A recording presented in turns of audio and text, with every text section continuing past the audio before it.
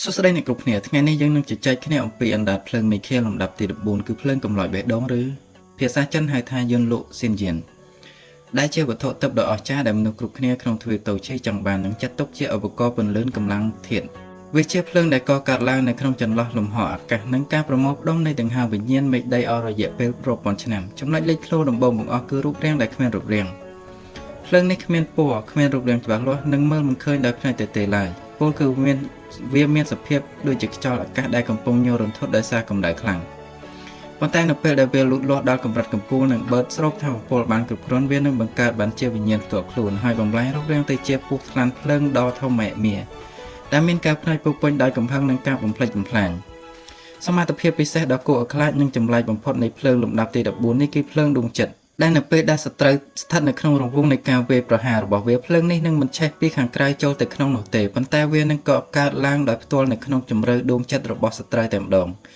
វាដុតរំលាយសត្រូវពីខាងក្នុងមកក្រៅដែលធ្វើឲ្យសត្រូវមិនអាចការពារខ្លួនឬប្រើប្រាស់ឲ្យក្រោះកម្លាំងធាតុដើម្បីទប់ទល់បានឡើយប៉ុន្តែប្រសិនបើយើងអាចបង្ក្រាបឬលេបត្របាក់វាបានសម្រេចភ្លើងដួងចិត្តនេះនឹងប្រែទៅជាជំនួយការដ៏អស្ចារ្យបំផុតវានឹងឆេះព្រាលនៅក្នុងខ្លួនយើងជានិច្ចដើម្បីដុតរំលាយនិងចម្រាញ់កាកសំណល់នៅក្នុងកម្លាំងធាតុឲ្យទៅជាថាមពលបរិសុទ្ធ24ម៉ោងលើ24ម៉ោងដែលនេះជាមូលហេតុធ្វើឲ្យល្បឿនវឹកហាត់របស់ម្ចាស់វាលឿនជាងមនុស្សធម្មតារាប់សិបដងនៅក្នុងសាច់រឿងភ្លើងនេះត្រូវបានរក្សាទុកនិងបិទត្រាយ៉ាងតឹងរ៉ឹងនៅក្រោមប៉មចម្រាញ់ថាមពលនៃសាលាជាណាន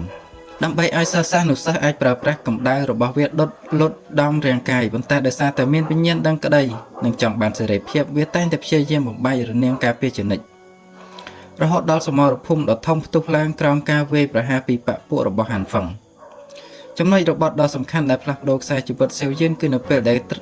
ត្រូវបានពោះថ្លាន់ភ្លើងនេះលេបនិងទាញធ្លាក់ចូលទៅក្នុងជម្រៅម៉ាក្រោមបាតប៉មអស់រយៈពេល2ឆ្នាំពេញមនុស្សគ្រប់គ្នាគិតថាគេបានស្លាប់ទៅហើយតែតាមពិតទៅ2ឆ្នាំនៅក្នុងជម្រៅដ៏ងងឹតនោះគឺជាសមរភូមិរវាងជីវិតនិងសេចក្តីស្លាប់ដែលសេវយៀនត្រូវប្រើប្រាស់ការតាំងចិត្តដ៏មោះមុតដើម្បីបង្ក្រាបនិងរួមបញ្ចូលភ្លើងកំឡោចបេះដូងនេះទៅជាមួយនឹងភ្លើងក្រអៅឈូកបៃតងជោគជ័យនៃការលេបត្របាក់ភ្លើងមេឃាទី2នេះបានធ្វើឲ្យគម្ពីរវិញ្ញាណហ្វិនជារបស់គេវិវត្តឡើងទៅដល់ថ្នាក់តិកម្រិតទាបព្រមទាំងបានជួយរុញច្រានកម្រិតកម្លាំងធាតុរបស់គេឲ្យហក់ឡើងទៅដល់ថ្នាក់តវាងភ្លាមមិនតែប៉ុណ្ណោះវាក៏ជាសាក្សីនៃចំណងស្នេហានិងវាសនារវាងសេវយៀននិងរាជិនីមេតូសានៅក្នុងជម្រៅនៃម៉ាផងដែរ